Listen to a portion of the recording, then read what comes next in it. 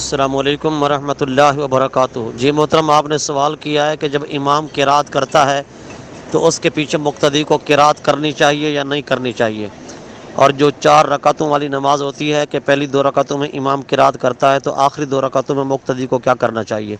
جی محترم، نماز ہو 2 رکعتوں والی، 3 رکعتوں والی یا 4 رکعتوں والی، بہرحال امام کے پیچھے اگر پڑھے گا تو مقتدی خاموش ہی رہے گا۔ اللہ رب العزت فرماتا ہے اذا قرئ القرآن فاستمعوا له وانصتوا، کہ جب قرات کی جائے تو کان لگا کر سنو اور خاموش رہو۔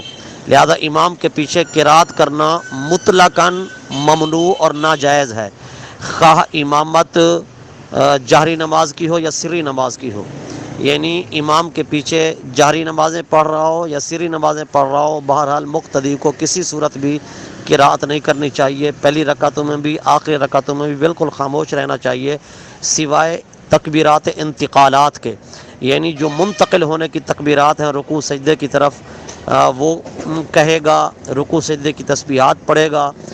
اس کے علاوہ امام کے پیچھے قرات مقتدی بالکل نہیں کر سکتا ہے، ممنوع اور ناجائز ہے۔ السلام علیکم ورحمۃ اللہ وبرکاتہ۔